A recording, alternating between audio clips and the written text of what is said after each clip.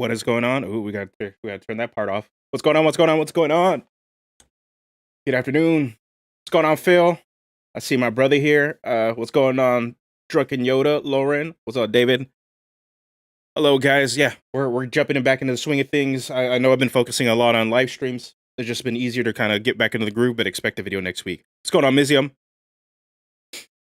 All right, so yeah, welcome to Dungeoneer's Pack Live. My name is Josh. Thank you guys for tuning in. Dungeoneer's Pack Live is a weekly live stream where I discuss topics for D&D 5th edition to provide insight solutions at your table.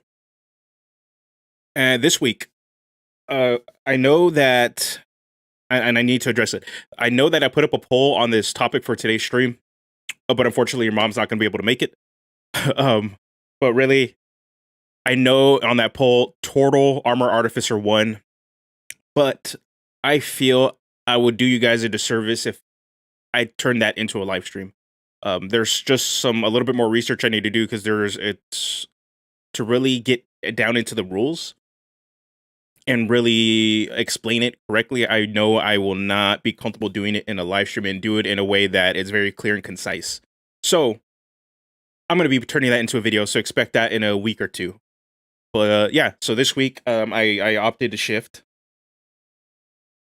and I'm going to be talking about my experience running and finishing Descent into Avernus for my playgroup. So yeah, so that's what we're going to be talking about. So you guys have any questions, anything regarding that campaign specifically? There is going to be spoilers. We will talk about that. But or any questions regarding my approach to DMing? Go ahead and bring that up too. Yeah, and I know I got some the people in my playgroup. My brother's here. My buddy David's here. Making your own, Steven, making your own decisions about what to do on your own channel, taking polls as a result. Hey, sometimes you just got to give the people what they want. I want to do it in the right way and not misinform you or misspeak. This is what it is. So for those that don't know, Descent into Avernus is a level 1 to 13, 14th level adventure where you start off in Baldur's Gate after the city of El Terrell has been pretty much sucked into the first level of hell of Avernus. And from Baldur's Gate, you find a way to get to Avernus and bring the city back. That's pretty much the big mega plot of it. The big bad is Zariel, a fallen angel, and players have the option to redeem her or to beat the living hell out of her. That's pretty much the directions you go, and then there's a couple other directions you can take that just helps that players can choose to get to that endpoint and how they decide they want to do that. My players did none of that. Excuse me. No, my players didn't do any of that. They made choices, and I gave them items that they probably shouldn't have done.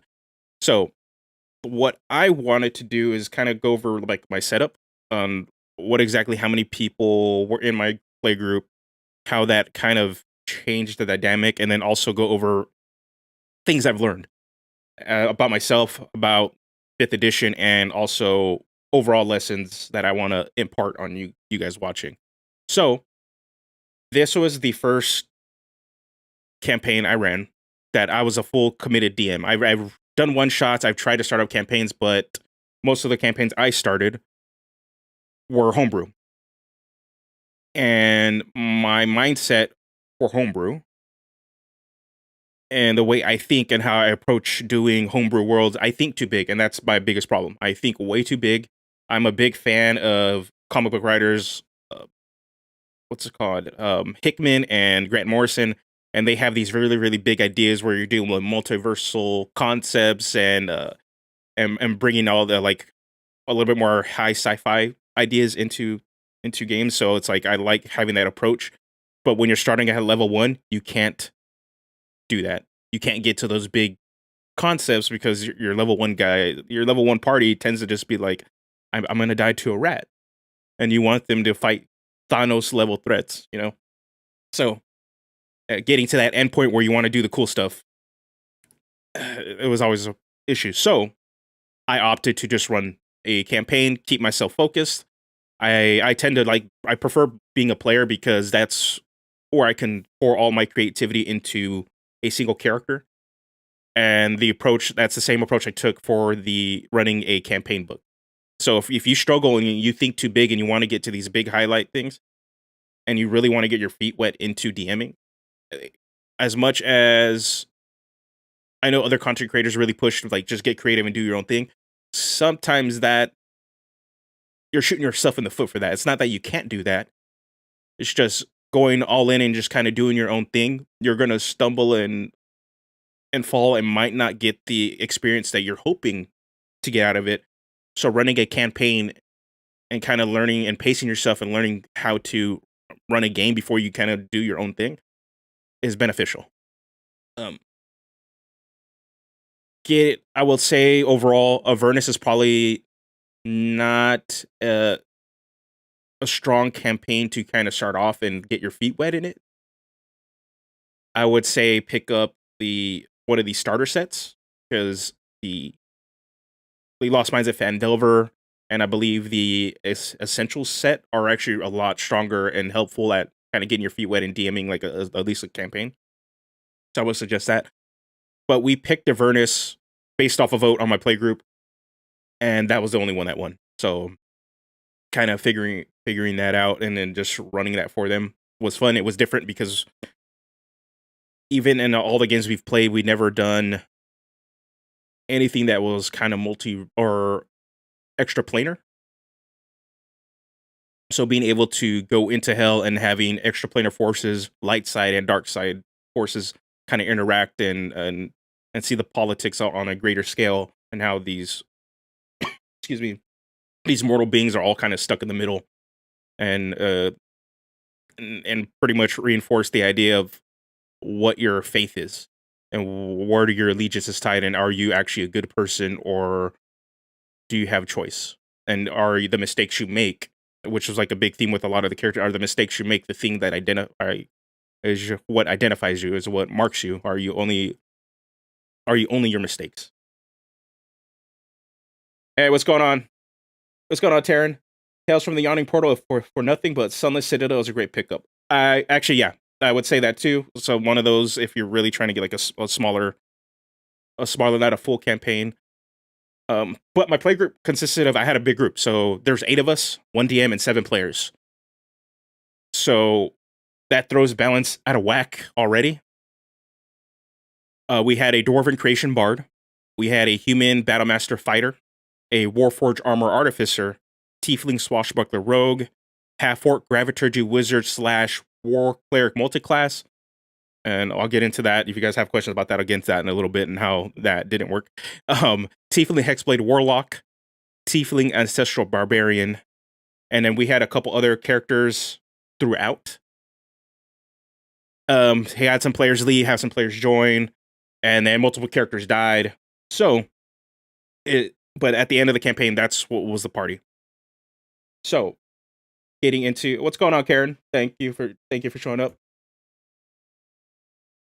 So, things I learned about 5th edition while running this. There was mainly,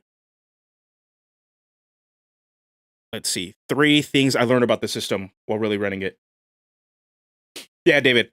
Yeah, random 28? Yeah, 2872. My buddy David, my best friend.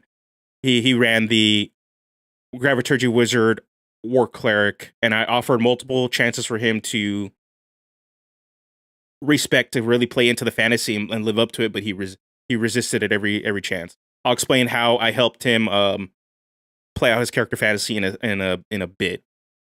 But I learned mainly three big things about 5th edition that I already kind of knew, but it just helped reinforce these problems. And the first thing is the combat rating system, the CR system, sucks. It's just not a strong system if you're looking to balance, especially for a party of 7 players. It just does a terrible job of really scaling up to that many players, especially, and also if you're going to give them magic items, it just doesn't do well. So it's a bad but imperfect tool. But it's the only thing we kind of got officially, right? It struggles, like I said, with scaling up to players and also scaling to their power. And what I mean by power isn't just like the magic items and the abilities that they use, because to be honest, not all subclasses are created equal. Not all classes are created equal. They try, but and sometimes they don't try. But also, what I mean by power is a player experience and how they understand their abilities and how to use them and the efficiency that they use them in.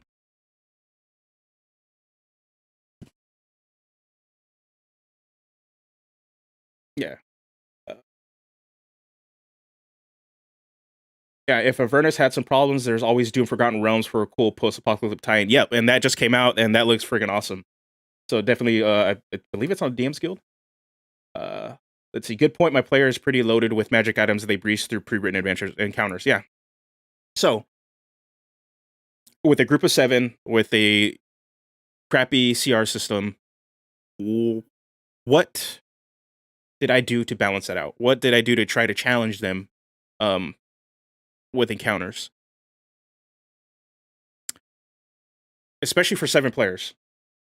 So, Descendant of Avernus is not scaled to play with 7 players.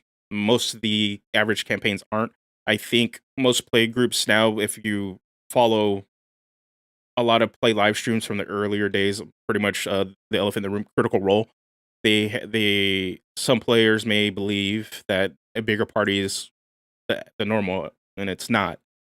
It's just all my play group is just all my buddies, and there's too many of us sometimes, and we all want to play, and we don't all have enough time during the week to kind of split the group, and we all just kind of want to hang and shoot the shit and hang out with each other. So that's why we have a big party. But in order to balance out for these encounters for 7 players, it's really coming to an understanding of what exactly combat is in 5th edition. When it comes down to it, combat is just a game of actions and resource management. So each player is going to have 3 actions, and then they have their class resource. Your monsters are going to have technically follow the same rules, just in a different way. And on top of this, like a lot of players, and this is why we're kind of seeing a shift away from short rest to most likely a long rest system, maybe in this update in 2024.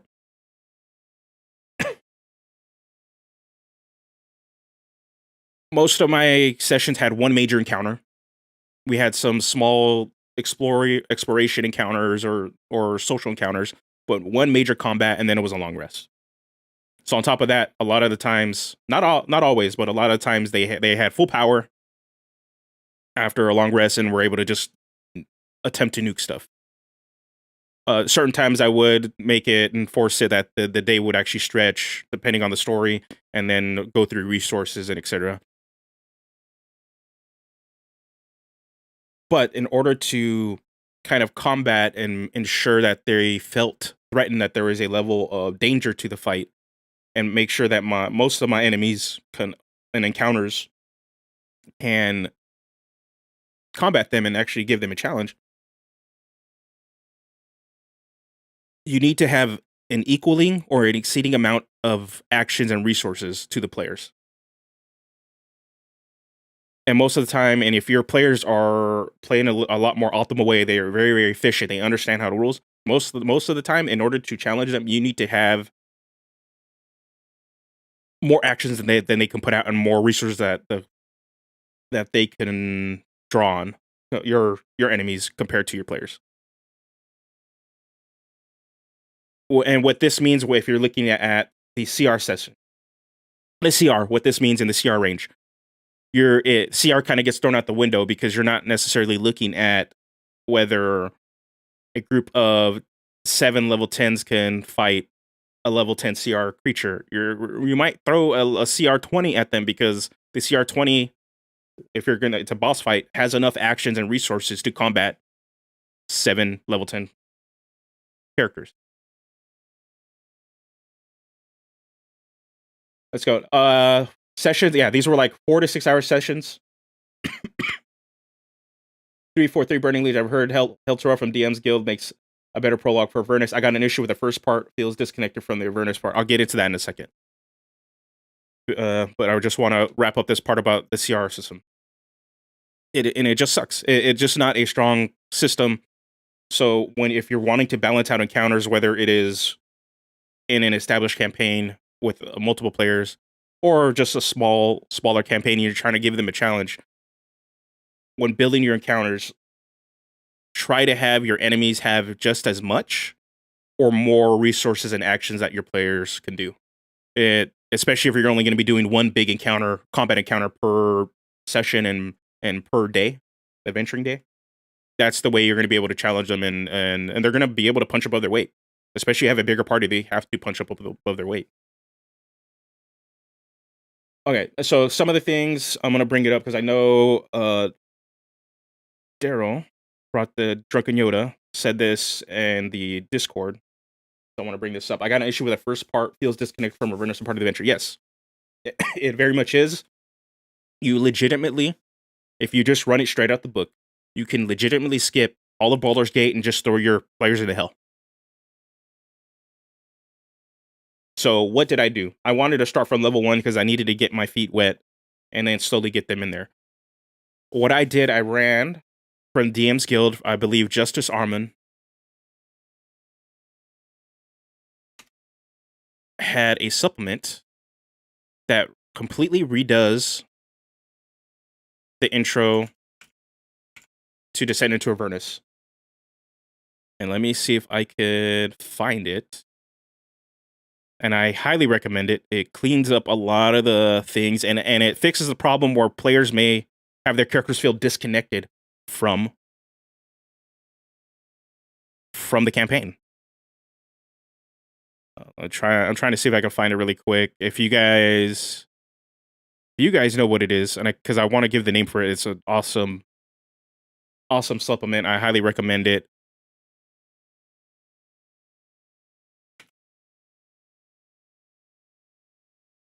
Justice Armon. Let me see. Yeah, it's okay. Here we go. Baldur's Gate: The Fall of Elturel. There we go. Yeah, it is. What it does, it sets it up where, and this is where you have to have your players buy in, and this is what helped me set it up. Players get to choose and build their characters around certain factions. So the Hell Riders, which is the elite, awesome, badass demon and devil hunting knights from Elturel. They can be members of that. They can be members of Order of the Gauntlet, an organization that spreads all throughout Forgotten Realms, where they fight anything that tries to invade from extraplanar areas, mainly evil aligned creatures. And then they can be the Flaming Fist, which are a mercenary group based out of Baldur's Gate. They kind of act like cops for the city, but they've been known to be sent out to go tackle issues, especially against the Zentrum and the Cult of the Dragon. So your players, this supplement allows a buy-in from there, and then the players are sent off on a mission from the major players in this campaign to go explore an issue neighboring Elturel and the Elturel Woods. But all along that journey to go into the woods and go pretty much take out the Cult of the Dragon in there, with little spoilers on this, they get to explore and experience what it is to be in Elturel and meet the people. So it gives the players a connection. So when the events happen where Elturel gets sucked into Avernus, boom, the players actually feel like, oh man, this is bad. They feel connected to the bigger plot, and now they actually want to help. They want to find a way to bring it back. Without that supplement, my players, and even if I was on the player side, would have felt so disconnected. It was like, I don't care about this city. I'm showing up at the gate, right at Baldur's Gate, right at the entrance. I see all these refugees. I don't really care. What does this have to do with me? Because that's exactly the big problem at the beginning of Baldur's Gate. You start off at the entrance. You see all these refugees from Elturel.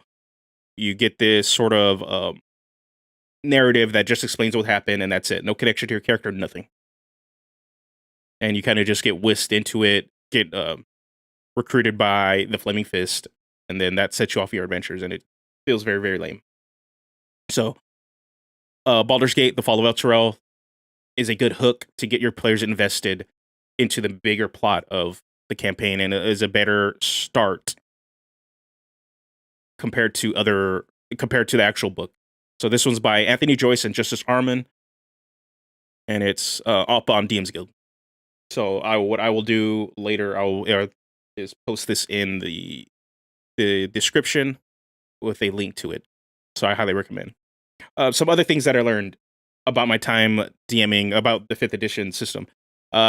Too much magic items specifically can be disruptive. So what I mean by this, I wanted to give my players specifically magic items that grew with them as they level. I was very inspired by how Critical Role had the vestiges of divergence, but also I had just looked into and then eventually picked up what was it? I believe it's Those Who Wander, another supplement that you can adapt to your 5th edition games, but also is its own game in its own right. And one of the things that they have is part of character building is you have an item that's attached to your character and it grows as you level. And I wanted to make these characters have a personal connection. This was a way to give like side plots that eventually hook back into the main plot. Cool.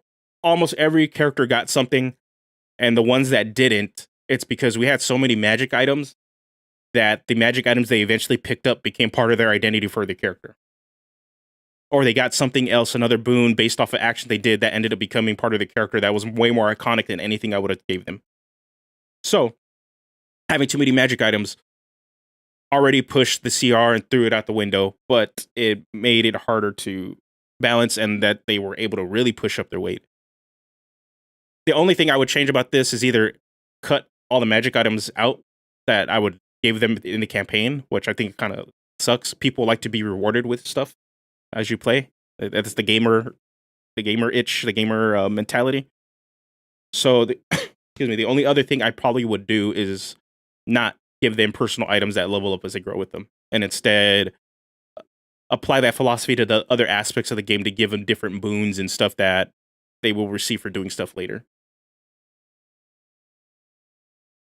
So that's really, when it comes to magic items, they're not bad. You want to reward your players, but if you give them too much, and this will segue into something later because my players are in the chat, and I gave them a magic item that drastically changed how the adventure played out towards the end, and also ended the campaign earlier, 2 sessions earlier than it should.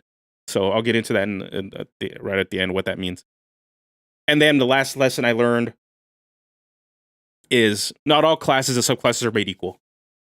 So my play group isn't like most play groups where you see or how people talk about player options on pretty much YouTube. If you notice, a lot of content creators, not bashing them, it's just a lot of content creators, when it comes to a majority of them, when it comes to talking about player options, presenting them, tend to be more on an optimized player standpoint, how to get the most efficiency and the most power for your character. My players don't play like that majority of the time. They will purposely build their characters based around lore and take player options based around the flavor and the intention of their character. Sometimes this means they'll take an optimal choice. Most of the time, it means they're going to skip out on a certain spell that is the best spell for that level, or they're going to skip out on a maneuver or something that is the best at that level because it just doesn't fit with their character. And it works. Some of them do take optimal choices, so there is that imbalance for their play choices. But what I mean by not all subclasses and classes are made equal is that especially earlier subclasses built in just the player's handbook, with the introduction of subclasses in Tasha's and Xanathar's, those subclasses tend to be a lot stronger. There's a lot more concise, a lot more efficient, and give a stronger draw on power fantasy compared to the PHP. I expect those to kind of be updated in 2024 to kind of get these older sub-races or subclasses up to snuff. And as on the DM side, what you can do to kind of fix this is that this is where you're going to give them magic items or boons to kind of help punch these characters that are kind of falling behind to kind of keep up with these subclasses and other players that are picking a little bit more efficiently, or the subclasses and classes they have are a little bit more efficient at what they're trying to do. But it doesn't mean you should not give cool cool stuff to the players that are playing in that. Most of the time, optimization revolves around combat, how to be most efficient and kill stuff the fastest you can with using the least amount of resources. Cool. But there's two other pillars of the game. There's the social pillar and there's the exploration pillar. So what I would do for optimized characters that are geared really towards combat is give them magic items or give them boons, give them something that pushes them into those other pillars so that they're always active in the game. So they're invested. They're just not going to be the hit point monster that just sits in combat and just nukes everything in one go. That they are able to be the face if they need to be the face during certain situations. They can open the locks, they can find the traps, they can do other stuff, and they feel incentivized to do it instead of just all my abilities are geared towards combat. So yeah, and that's for me. That's how I kind of balanced out both the disparity between some of the classes, subclasses, and also player choices and player experience of how they function and use those abilities. Now, some things I learned about myself on DMing. Actually, Phil said a good signature item is pretty good, and then just disposable potions and one use gear is a great way to go. Yep. I think when it comes to potions, my play group has an issue with hoarding stuff. So even it's just one of those things that we have, and we've never really gotten over it. Even in our Storm King's Thunder campaign, we're going to go back to those characters next for our next campaign. So we're going to be doing some high level 14 stuff, fun stuff. I looked at the list of items we have, and we have at least like 20 plus potions we have never used. So my playgroup definitely has an issue with consuming items, and need to be okay with just using one shot items and not worry about them being gone forever.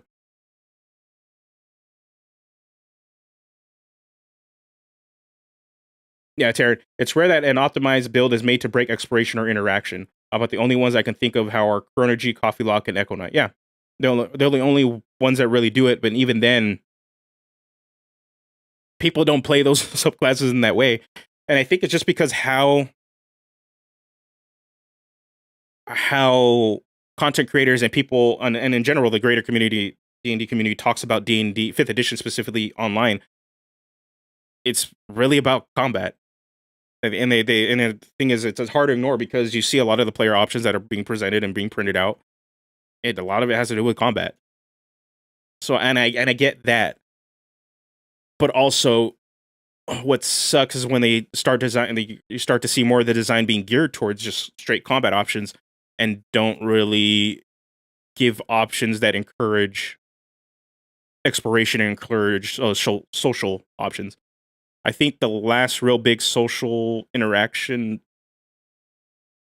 subclass we really saw that encouraged it, but in a bad way, was the Bard from Theros, because it just kind of poo-poos all over social interactions. You just never fail. You just are the thing. So at one point we had 79 potions of greater healing. Oh yeah, that was a clerical error from our Dwarven Bard. Very, very much clerical error. It was more like 12 potions of greater healing that I had them burn through, but not 79. Okay, things I learned about myself from DMing. I'm a very lazy DM. Very, very lazy. I do minimal prep.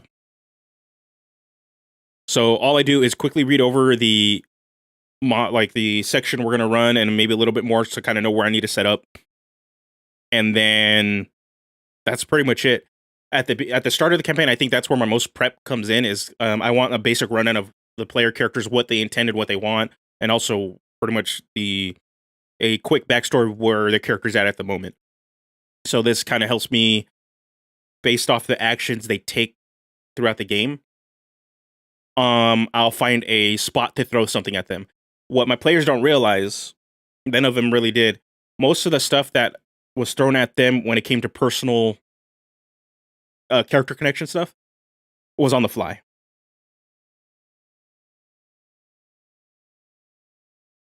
I didn't actually really plan it out or did anything.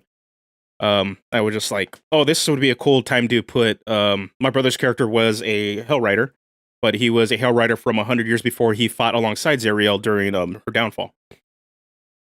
Most of the time, unless the adventure called for a certain Hell Rider show up, I did that stuff on the fly. One, it was either to build it, keep him engaged into the game, or help push the story in a certain way to get everybody invested and crank up the threat. Same thing for my buddy David. He ran the Chronergy Wizard War Cleric multi-class, and a lot of the stuff I did on the fly with him because his character owed a great debt to, and that's why he was an adventurer, because he needed to go get treasures and resell them on the black market so he can make his money and pay off his debt. On the fly, I was like, yeah, we need to hook this guy into some devil crap. Maybe he signed a contract. I was thinking, oh, he probably signed a contract, and then his contract is signed and is actually belongs to Mammon, the archdevil of greed. And boom, from there. And that was kind of on the fly. I was like, okay, yeah, we can just do this. Yeah. And some of these big changes and stuff, it's really, when it comes down to it, you need to have a lot of player trust and player investment, because sometimes players don't want that direction if you don't discuss it with them. But my playgroup's been playing for years with each other, so it was just one of those things that we implicitly trust each other on directions and stuff being thrown at our characters. But if you're playing with a new playgroup, I suggest really just talking about it.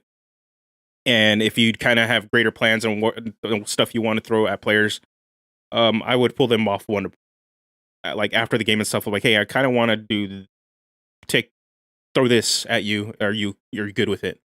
Because sometimes players are just like, well, I envision my character doing this. I don't really want to interact with certain themes and things. So, but my playgroup was all for it.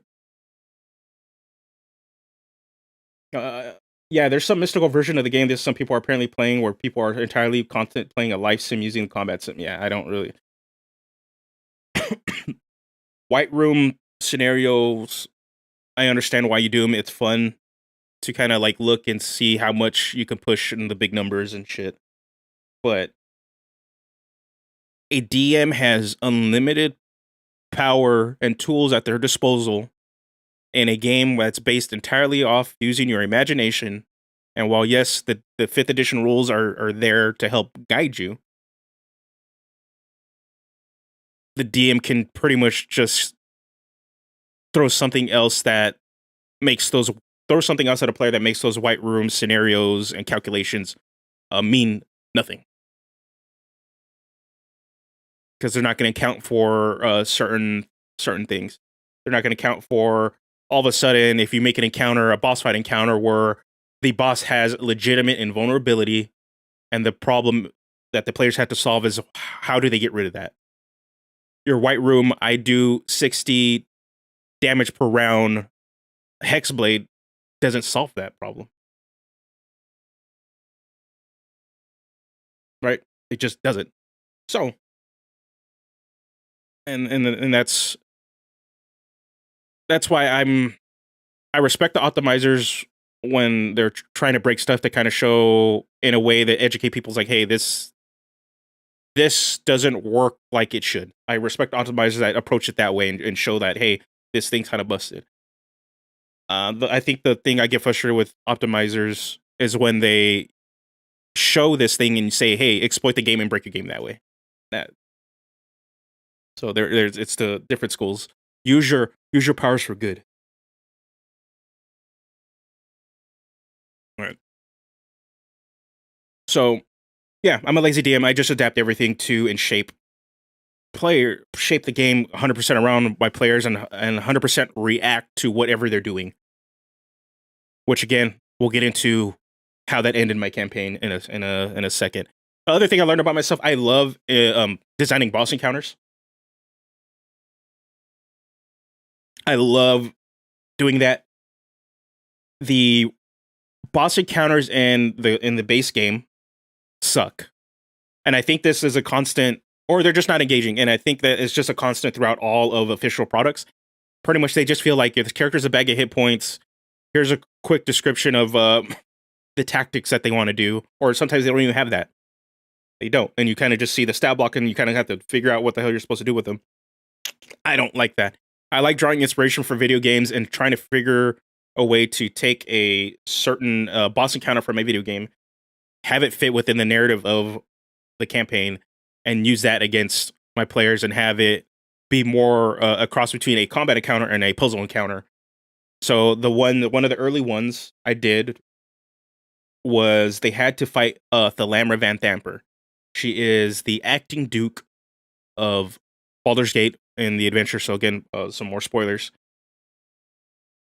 But she has ties to Zariel. She's part of the cult of Zariel. She's one of the reasons why Elturel got sucked down into Avernus, and she's attempting to do this to Baldur's Gate with the help of the High Elter Guard, or pretty much the leader, Krieg. He's the leader of Elturel. Let me see. Wolfsbane. Okay. Oh, thank you for the 5 and thank you for the 2, Wolfsbane. Thank you. Let me bring these up. My DM allows level 1 feats, and instead of a skill expert, warcaster, resilient con, I went with Prodigy as it fits my character. I'm a cleric, by the way. Prodigy is an amazing feat. I have this on my Artificer, and I'm looking forward to bringing my nerdy boy back, because Prodigy is probably like a really awesome feat that really just pushes roleplay potential on your character, and I really, really enjoy it. You get a language, you get expertise and a skill, and I forgot, you get one more thing, and I can't remember. But what I did for my Artificer is, since at the time we played, there was nobody that was actually a face character. We had no charisma characters for that. But I, as a player, and playing the first iteration of the Artificer, which sucked, Thunder Cannon against a blue dragon is useless. I built that Artificer to be a little bit more of a face character, and I gave myself expertise and persuasion. So I ended up diving more into the other pillars of the game. And I'll bring it. Twilight is busted. It's strong, but that's a good way to push like your character, instead of just kind of building on top of it, right? Building power on top of power and just kind of like disrupting it, getting Prodigy and putting more roleplay angle to your character. I agree. Yeah. Bring this one. Prodigy killer feat. Yeah, I freaking love that feat. And it's like, and I like feats like Chef. I know, Terran Indestructible, you hate the flavor of it, but I think feats like that encourage roleplay angles and then encourage certain flavors, we need more of those. I'm kind of tired of like feats that are modeled like after Sentinel and just are straight power feats. Like, I want more flavor driven feats to help play certain fantasies, especially if for tables that don't allow a lot of homebrew options. At least it's kind of built into the system. It's like, oh, you want to play a chef? Well, you're not going to let me play this cool ass chef class that I found on DM's Guild? Well, can I just take the chef feat? Yeah, it lets you kind of do that. Yeah, I just feel it's a flavor miss, and that there was definitely a better means of achieving the I'm a cook. Yeah, and that I could definitely see that too, because it's like you can reflavor the chef feat as easily as just like, I make potions, and it kind of just fits, and I could see that, like, this is my alchemy feat, and all the little extra bonuses kind of just do that. They do the same effects, but I do believe that they could find a stronger narrative for it.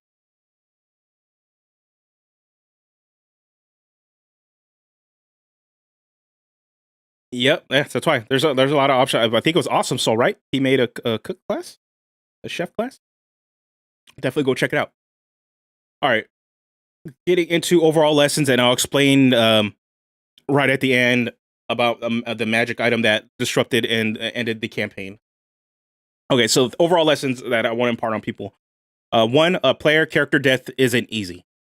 So, despite having an immense amount of trust with my playgroup, we rarely have our player characters die in our campaigns. It doesn't mean that there isn't a level of threat and a level of danger in our campaigns. It's just death really was never on the table for our games. I think out of all the games campaigns we played, the only time a character death had stuck was in our Ravnica game, and it was my character. And the only reason it stuck because I told the DM it was okay. But other than that, death wasn't on the table until my game. So first time DMing, and I went through 3 characters all biting the dust, just dying. So, but the first character that died, it was completely on player choices they made, and I warned them, hey, you have all these other options at your disposal. You like, and this was more out of game stuff to let them know. But if I'm like, look at your character sheet, look at what you can do, just figure out how to get out of the situation. But the player was very stubborn and said, no, I'm just gonna murder hobo it and try to kill a bunch of stuff, and then they died.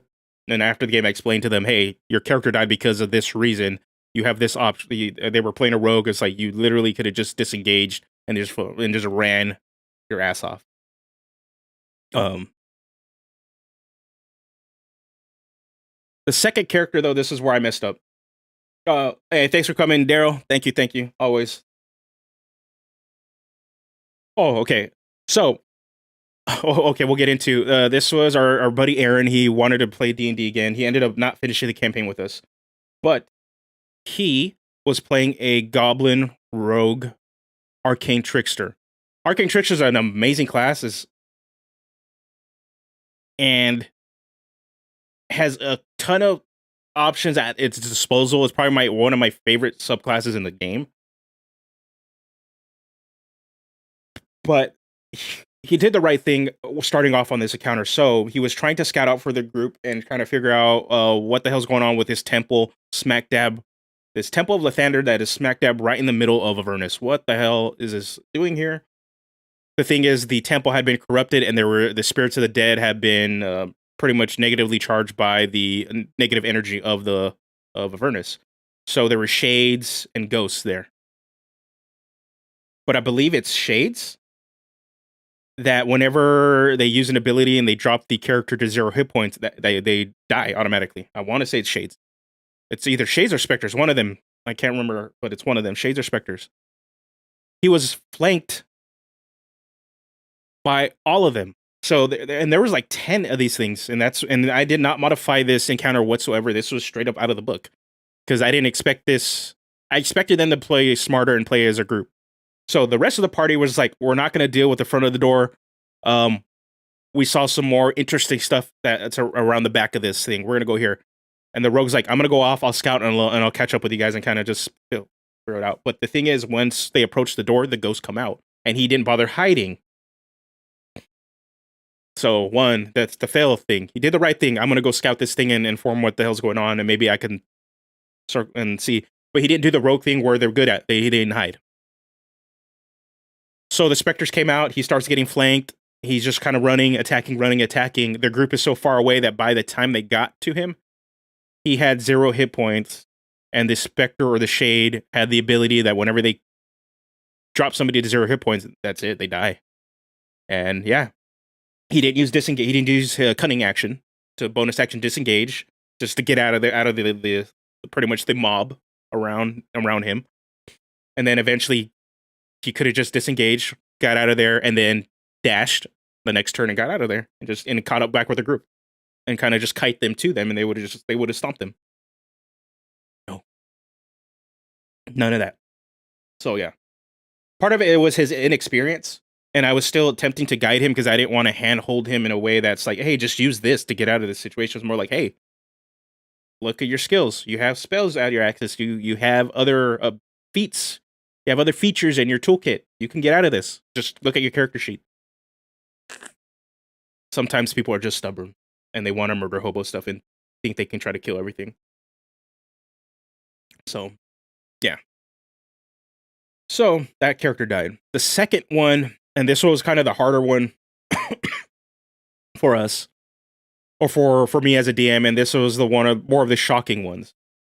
While the first one established that if you do stupid stuff in my game,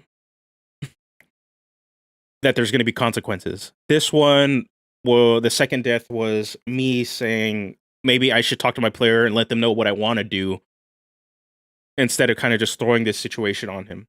So my intention, we had at the start of the campaign an ASMR Rune Knight fighter, and we did this awesome thing where we flavoring all the runes as celestial inscriptions that he's able to call upon, and that when he grows into a giant size, it's tied to like angelic giant creatures. Awesome. The character was awesome as a super defender character that had some utility outside of combat, but he mainly built to be the party tank. He'd sit there, deflect stuff, and make sure that other people didn't get hit.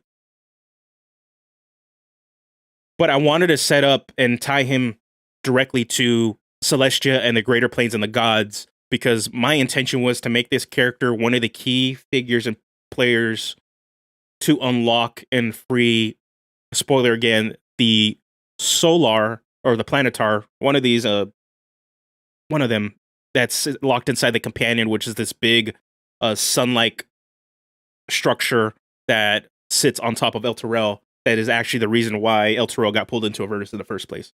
He was going to be the key figure, but the way I needed to set it up was that he was going to die, get taken to Celestia, and summoned by Torm, which was like the main good god that was primarily featured in our game. And that Torm was going to be like, yeah, you're not done.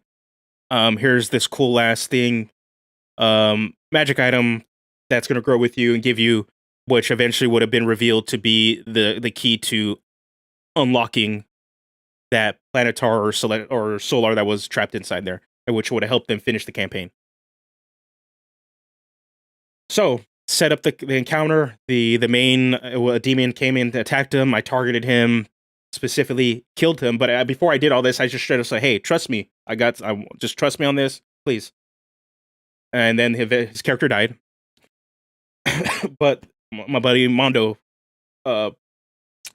he just doesn't take character death really well, and he ripped up his character sheet before I could set up the next thing. So, and he was upset, but so that was my thing. Is like maybe I should talk to him about it. So, before I would have tried it, and I would have allowed him to go along with it, not rip up his character sheet, and we would have had the character be pivotal to the end of the campaign. So, and that was my bad. That was one of the mistakes I made. If I want to do something that big and kind of set them up, I probably should tell them beforehand so they know. But also, I like having surprises for my characters and having them or my players and having them kind of react to a situation too. So it's just one of those things, is like trying to balance my own enjoyment of like, hey, here's this cool situation, and spring up a cool surprise on them, and then them not gelling with that surprise. So, yeah, so I talked to him after the game and told him, hey, this is what I originally wanted to plan. I didn't really want to kill your character off. It was just I needed you to get to this next step so that your character played a bigger role. He was cool. Like, he understood what I wanted to do after that. And he was like, okay, cool. And then he ended up bringing one of the coolest new characters for the game after that, though, which was modeled after Dr. Doom. He played a Warforged Armorer Artificer. His soul was trapped in this iron body, and he was a Baron from, what was it? I want to say Thrain, but it's not Thrain. Of Thay. Excuse me. He's a Baron from Thay, a former wizard that the Thayans no longer like. And he played it up 100% like he was Dr. Doom. It was awesome. He had his own little Doom bot with him because he took the homunculus infusion, and it was fun. I even had him have an encounter where he fought the Fantastic Four. So he fought like the party fought 4 Genasi. 4 Genasi explorers that got trapped in Avernus. Hey, what's going on, Underlevel? What's going on, buddy? I'm doing good. We're just talking about wrapping up how my Avernus game went. The other thing overall, what I learned and what I like to do with, especially with established written campaign books, make your players matter. My Descent into Avernus campaign, pretty much, if I were to retell you how every event went on, it was nothing that was written in the book. I warped and shaped the game and included as many elements of my characters' backstories as possible that made sense that and would be able to feature and appear in Avernus. I couldn't do it for all of the characters, which was unfortunate, but a lot of it too was like some of it was based off the choices they were making in game and also based off how they created and written their character. Like I couldn't do this for my dwarf creation bard player, my buddy Adrian, because he made the most dwarven dwarf that should be doing dwarf stuff on the material plane that they can. He was one of the best characters in the campaign, freaking awesome, hilarious. But his character didn't have a lot of ties to the events that happened in Avernus. He was a good guy doing good guy shit. But it worked. He acted a little bit more as the moral compass for the group. But it also meant that since his problems and his character backstory tied more to the backdrop of the material plane and his character would actually fit into any of the other campaigns we played, it was hard to bring those elements into Hell and have it make sense and not just have it be like, oh, hey, well, here's this thing that pops up out of nowhere. But as a DM and you're running a campaign book, don't feel restricted by the book at all. Don't. And even in the rules, don't even feel restricted by the rules of the game. You need to do what's best for your table. And you need to do what's best for the enjoyment for yourself as a DM, but also the enjoyment of the playgroup and the health of that playgroup. My table isn't always raw. Most of our homebrewing stuff comes from changing rules and changing how we want to go about things. Every once in a while, we do allow like a mainly me. Hey, can I play this cool homebrew subclass or class? I'm the guy that pushes for that stuff. But other than that, excuse me. Other than that, most of our games are not necessarily raw. They just fit to whatever works for your table. And it doesn't mean that you don't have to go raw. If that actually works for your table, then stick to raw. 100%. But warp the gameplay and shape the story when it comes to a campaign setting book to your players. They're going to feel way more invested. They're going to feel more active. And then it's not going to feel like they're just on an amusement park ride. A lot of these books are kind of written in that way. They're written in a story fashion. And they feel like your character is on an amusement park ride. And they're not really the core driving forces behind anything that's happening. They're just reacting to a bunch of stuff. And if you make the switch, your players are going to enjoy it. They're going to feel like they are actually attributing and shaping the world and what they're doing. I don't think at any point any of my players when they were playing felt that anything they did, it didn't have anything they did didn't have an effect on the world. Everything they did, every choice they made had a consequence. Yeah. So give them agency. Give them and have them feel free to change stuff like it. Because by the time you get to a point where they do something that radically changes the point of the game, you might be comfortable enough to just be like, okay, we're going to just go with this ending.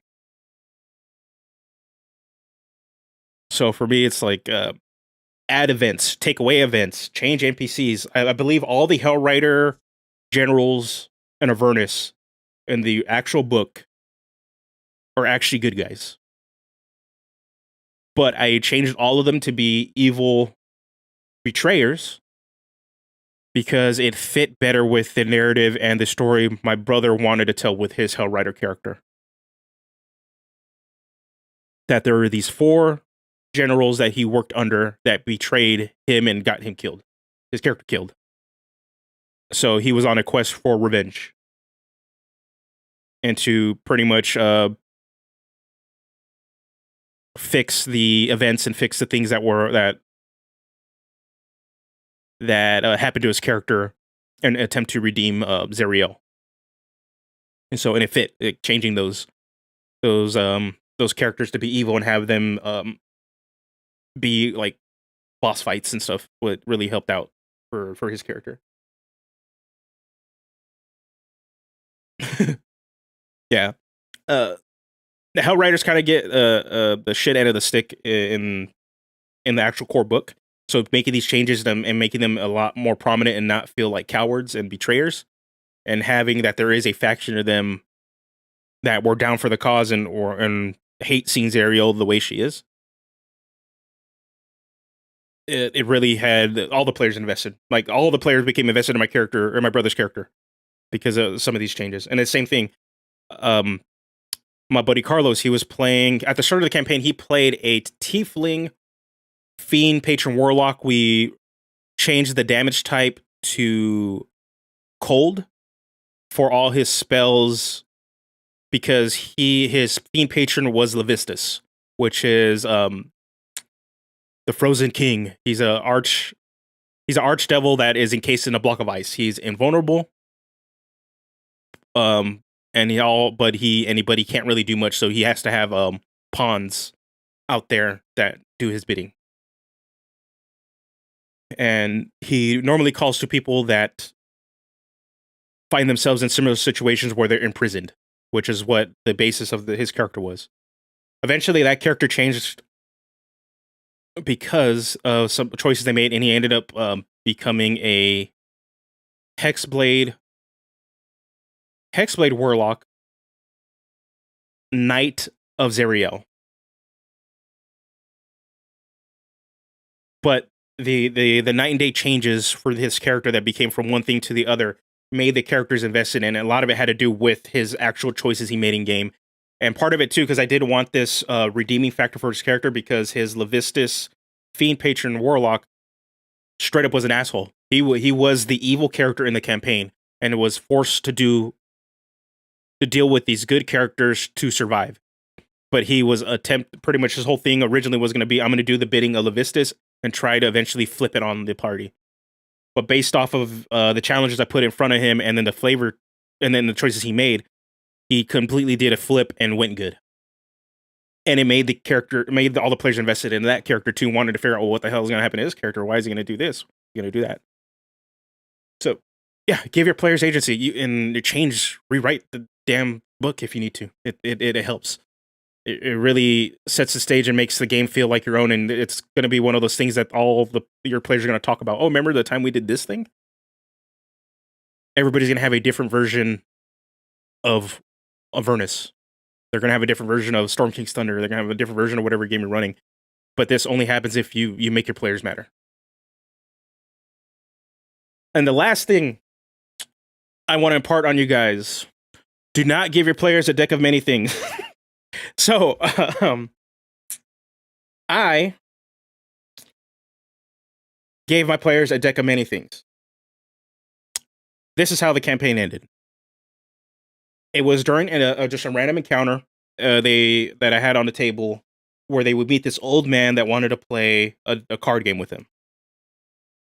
They had met this person before, so I was like, screw it, let's do something different. Let's make this man.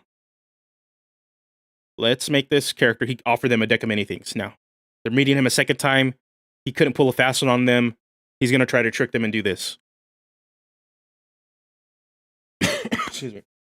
2 of the players are pretty, like, they've played a 3.5. They've played D&D for consistency for a while in the older edition, so they know the gravity of certain things, and there is a little bit of meta at times. But they try to do a good job. They really try to just rein it in and try to still stick within character. So So they were very apprehensive about the deck. Very, very apprehensive about the deck, but eventually they got it. And the newer players, mainly my cousin and then some of the guys and my buddy Carlos, they start playing 5th edition. And they're just like, everybody knows about the deck. We're not unaware of it, so they're just like, screw it. And my buddy David too, because he's chaotic as hell. The 3 of them were like, screw it, we're gonna start pulling cards. My buddy David, the first card he pulled was Dungeon.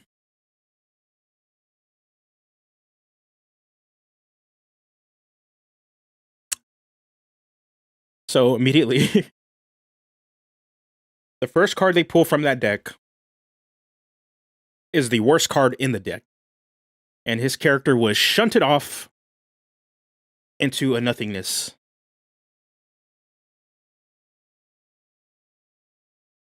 But this is how swingy and awesome and fun as hell as D&D is. The second card they pulled, because they were like, oh shit, we need to get him back. Let's pull the wish. We need to pull the card. They pulled my cousin pulled a card and pulled a magic item card. And I can't remember which one, but it allows them to get a magic item. And then I rolled on the table, and they got a genie bottle. He uncorks the genie bottle, and then I roll to see how powerful this genie is going to be, because there's 3 levels to it. You roll super low, the genie just wants to. It was an Ifrit, and he just wants to kill you. The second one was he'll just do your bidding. He rolled the wish. The genie was able to grant them a wish. Boom, he wishes to bring the character back. And that's pretty much how the deck started off. So, fast forward now to we had 3 sessions left. We had just wrapped up. The characters were now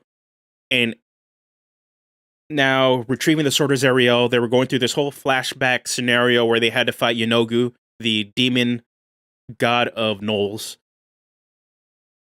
And then I just told them, hey, you guys, this is probably going to be the last time you guys can really pull from the deck. So before we wrap up, what do you guys want to do? At this point, they hadn't pulled the wish card. They've pulled pretty much a majority of all the bad cards. And they were able to kind of circumvent it, and they pulled a lot of the good cards. But they hadn't pulled wish. They had 6 cards left. And pretty much, how did I feel back? Excuse me, the flashback scenario. I wish I would have modified it a little bit more to make Yenogu feel more badass. He scared them because he's a CR like 20-something creature and had a lot of actions. But with a party of 7 level 12, level 12 characters, he could have been way more of a threat. I think I either probably would have gave him an extra ability or actually probably gave him another set of actions. I would have done something different and just give him something a little bit extra to really push the threat level to them, because they were able to survive it. And nobody really got downed or any of that stuff. They were able to survive it. They felt threatened, but it wasn't, they just didn't. I think he did like 7 attacks or some shit. Yeah, he has like a crazy amount of attacks because of his flail. I think that was him. Yeah. But other than that, the flashback, they had fun with it.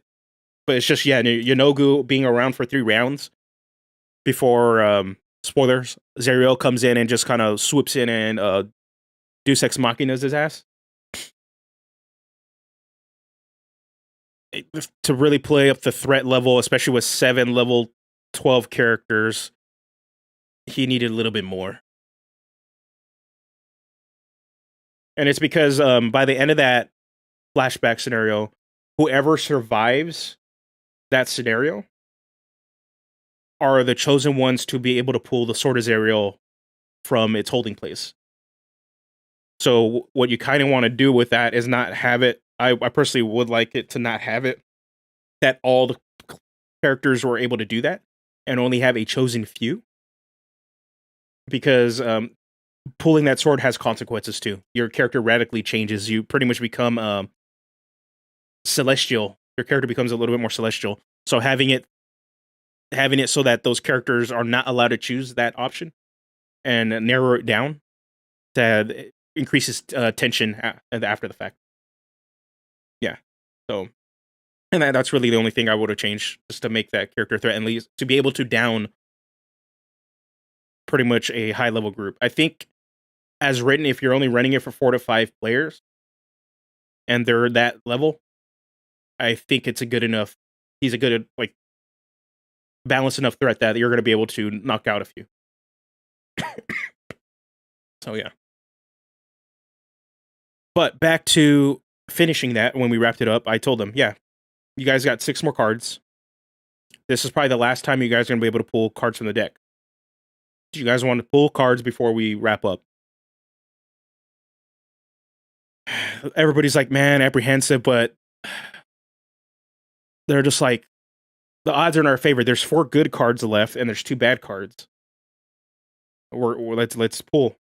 First card, of course, out of the one they pull was the bad card. They got my cousin pulled the card of death. Unfortunately, the death card has you summon a Reaper or the Avatar of Death, but the Avatar of Death is pretty ass. It has half the hit points of the player that pulled it, and the only thing is if other players jump in, it spawns more.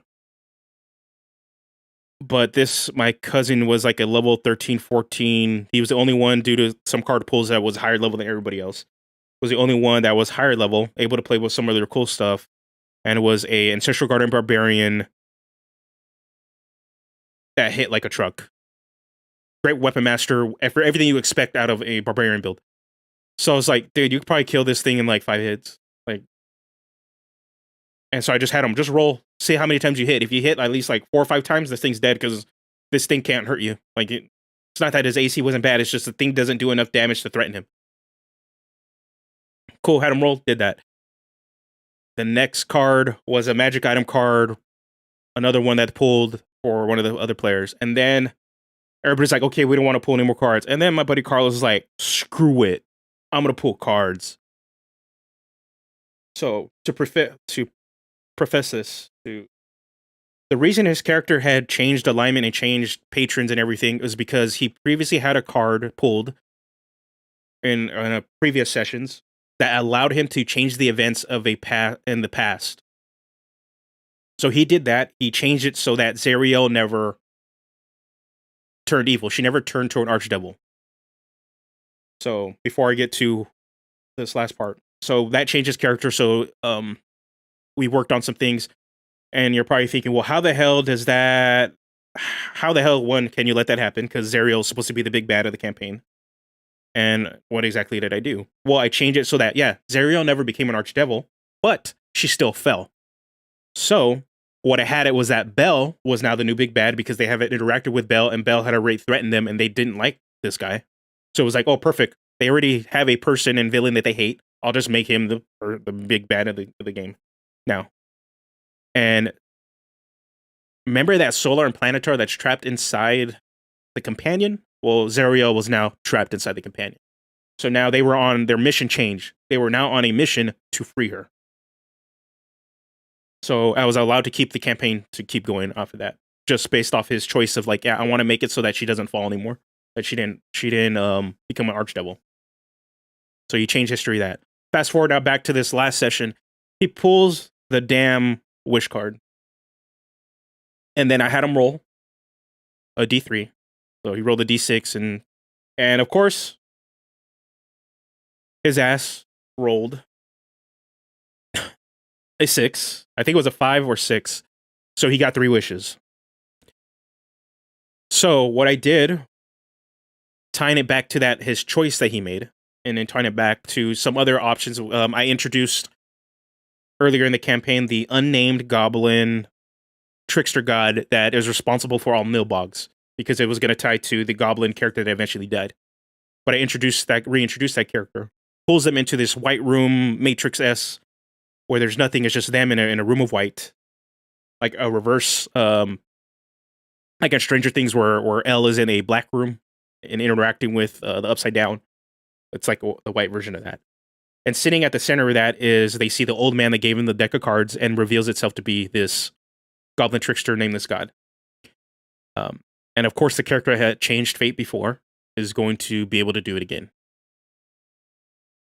The goblin allows them to remember the 2 timelines. They remember that all the events before this character changed, or buddy's character changed fate and changed how the timeline went. So they have these memories of 2 times. These 2 things. They remember his character being an asshole, and they also remember now the new timeline event that changed. That his character was some awesome knight. And then he made his 3 wishes. So obviously the first one, we want to be able to freeze Ariel from her bindings in the companion.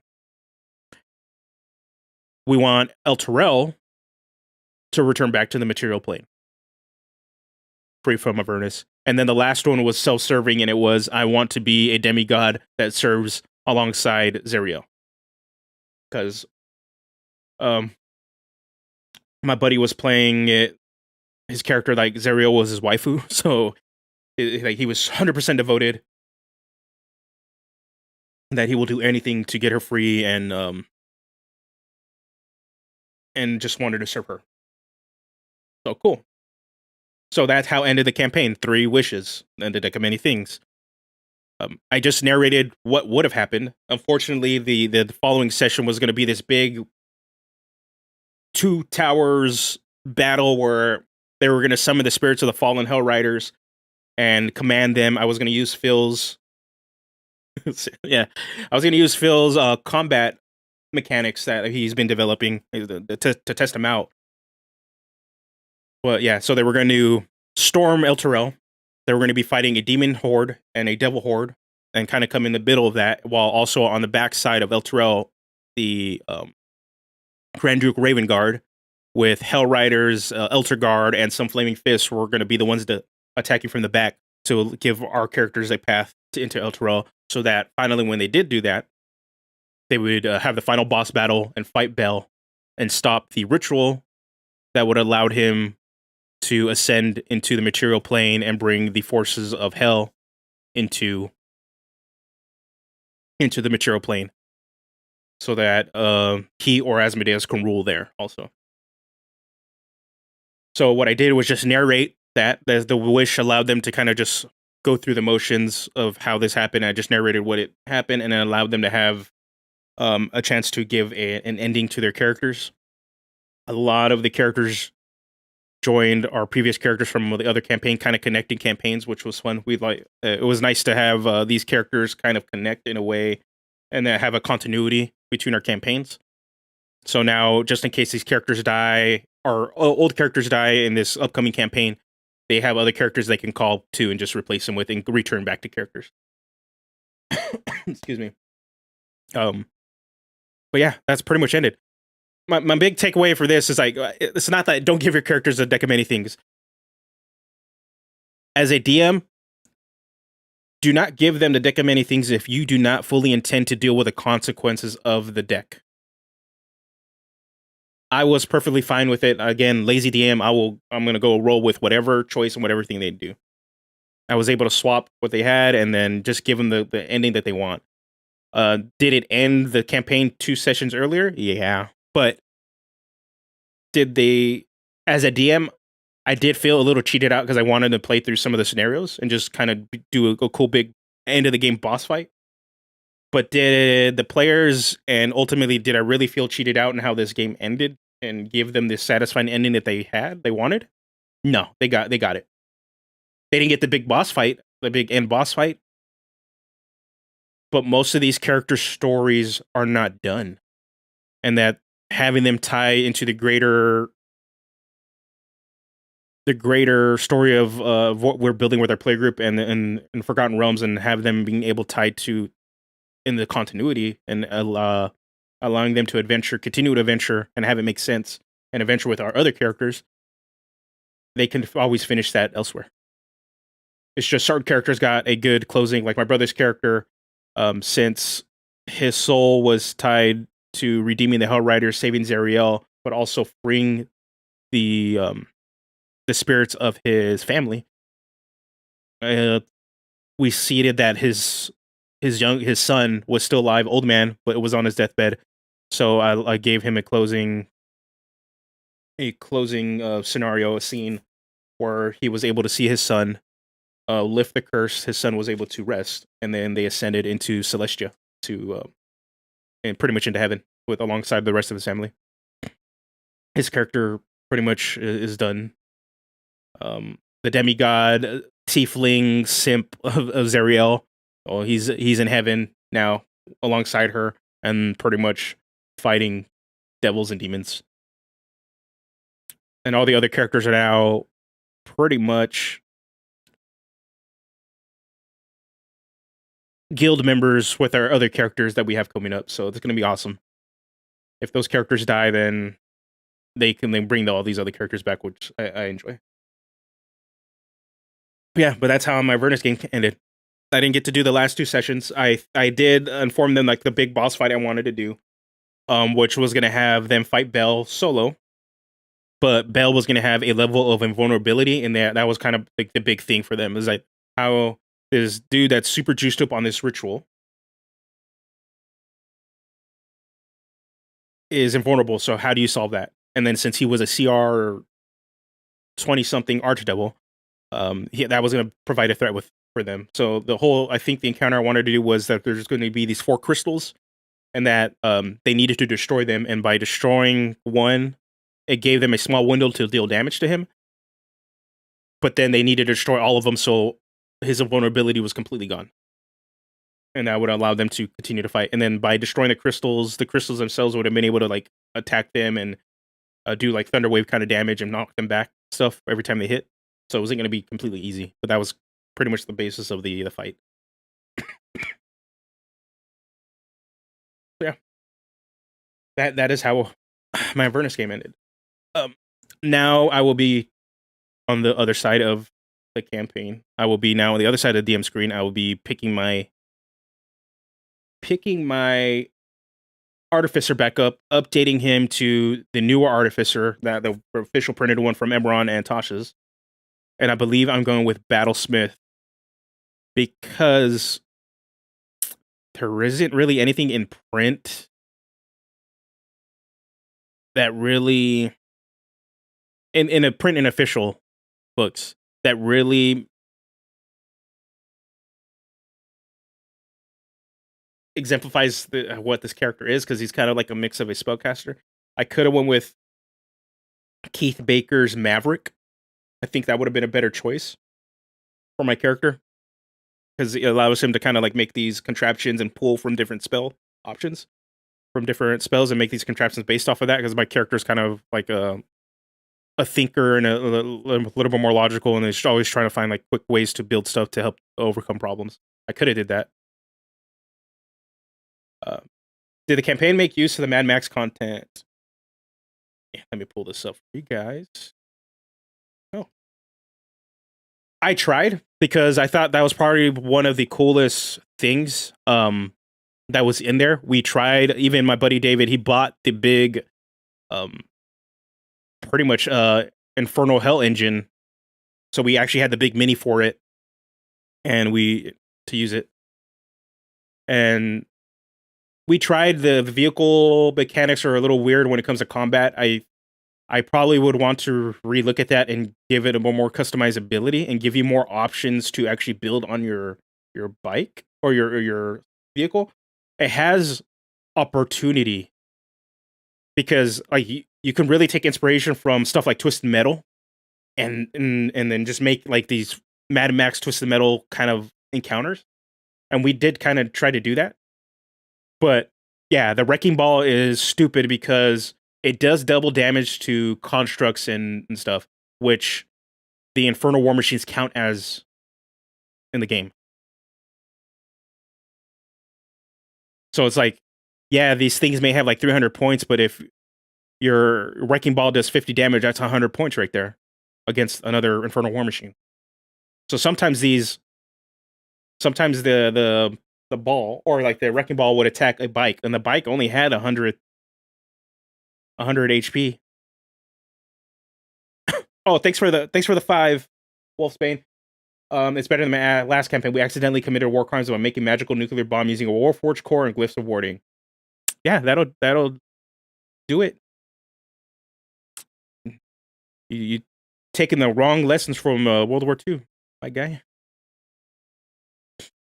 Wrong lessons.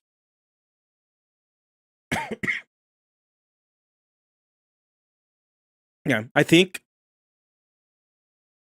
I probably would have wanted to do that a little bit more. I think that's one of like the big opportunities that a DM can mess with is the war machines and doing the Mad Max stuff, and making encounters based off that. Because yeah, playing Twisted Metal in D&D would have been fun. It just needs more customizability to really pull that off for the cars, because you can upgrade the cars. I think there's less than 10 options you can do to upgrade the cars, and they don't really do too much. So one thing I probably would redo again would be to give like custom weapons or have the players have options to build custom upgrades for it, and probably make it a little bit more pivotal. I maybe even change some of the campaigns so that a lot of it takes place in the Infernal War Machine, where they're fighting more or warlords, because the game excuse me, Descent in Avernus sets up 4 warlords, and you're supposed to kind of randomly meet them throughout the thing, but they're not really that important. I think changing that, and I'd probably recommend it, is like tie those warlords to the greater plot a little bit, so that you can do more car encounters if that's what you want. Have them be generals that are directly under Asmodeus, Zariel, or Bel, whoever the hell you're gonna have as your big bad. But yeah, more customization for the machines, and hell, even more machines, because I think there's only 4 or 5. There's a bike, there's a buggy, there's a big tank, and then there's a bigger tank. So, yeah. So yep. That's my Avernus campaign. So I very much enjoyed it. I would not mind DMing again. I probably would DM another book. It's just there's no books out there right now or coming out that I'm like, hell yeah, I want to run this. I think the other book I'm excited for is the Spelljammer book coming out. But in terms of like, there's Radiant Citadel. But Radiant Citadel, I'm excited for a whole other bunch of reasons. It's like that book's gonna be sweet as hell. But I don't want to run it. I want to play in that. And the same thing with Spelljammer. I want to play in Spelljammer. I don't want to run Spelljammer. I want to play a Thrycreen Twitch streamer that uses one of his hands as a to hold his phone or something, and has him streaming out to the rest of the world. That's what I want to play. Either that or pilot. I want to do Han Solo. Do a sorcerer Han Solo. That'd be sick. Yeah, and I'm glad that my brother, and everybody in the game had fun. It was fun DMing for them, all through all their chaos and their choices. I also learned how much murder hobo-y my group really is. Like they solve problems by killing stuff. And then there's like a bunch of encounters that I did not intend to go into combat at all. They were specifically supposed to be social encounters, and they're supposed to talk their way out of stuff. And they're just like, I hate this thing, I'm killing it. Because we don't use XP, so it wasn't an XP driven thing. It was just more so, I want to just hurt this thing. I think they have problems they need to work through. We use Milestone for this whole campaign. Yeah. Yeah, and that's one thing too. My buddies learned about building the characters a bit. My buddy struggled with his Chronogy Wizard / War Cleric multiclass, because both of those classes are not.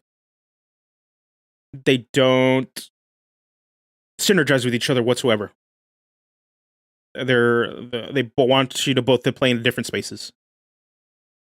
So it's just one of those things. There's a bit of efficiency, but also I think even if you're not looking at an optimization, you're just kind of just looking at what you're wanting your character to do and what role you want it to play, and to better fit kind of play. Yeah, that just the Chronogy Wizard wants you to be more play at range and kind of control things, and War Cleric wants you to go up there and hit stuff. So if a DM at first says, "Hey, you could just play your character and just do this and play it in," and then you do all the stuff you want to do, what if you just kind of look at these options? And because you're not having fun with what you're doing, then like take the advice. I fixed that some of his issue with that multi-class by giving him his magic item and allow him to play in the fantasy he was really trying to do, which was a Gish. He wanted to really just be up in the fight and cast spells and swing his Jedi sword. So yeah, so that does it for today. Thank you guys for all showing up. Let's see, I'm gonna go through everybody. Indestructible Boy Terran, thank you. Phil, thank you. Mizrum, Wolf Spain, my brother Ace, David, Random 2872, Karen, my cousin Red Wolf. Let's see who else is here. Underleveled, Drunken Yoda, Stephen Harris.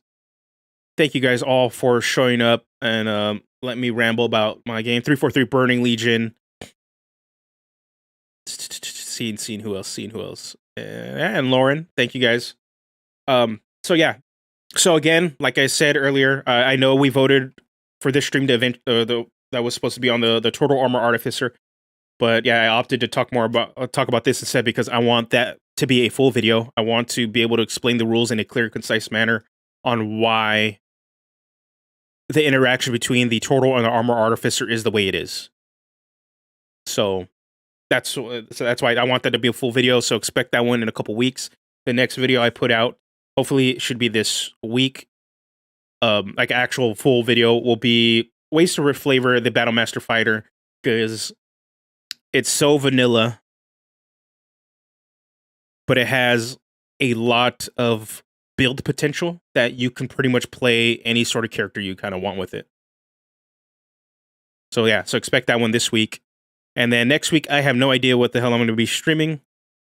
So, but I will be back again next week, Saturday, 1 o'clock Pacific time. And I will see you guys there. And if you're not in the Discord, join the Discord. I have a link in the description. You can click there, just accept the rules. And you can talk to me, ping me. I know some of the folks here in this chat are in there too. I know Phil's in there, answering any questions, any design question you guys have. I know Stephen Harris is in there. So yeah, you guys consider joining the Discord. Pretty much we talk about anything 5th edition. You guys need help with trying to come up with your characters. It's in there. You guys are trying to develop homebrew. It's there. Or you guys just want a cool place to hang out and talk all kinds of nerdy stuff. That's there too. I know I was talking about Street Fighter 6 in there because they just showed off the new trailer and it looks.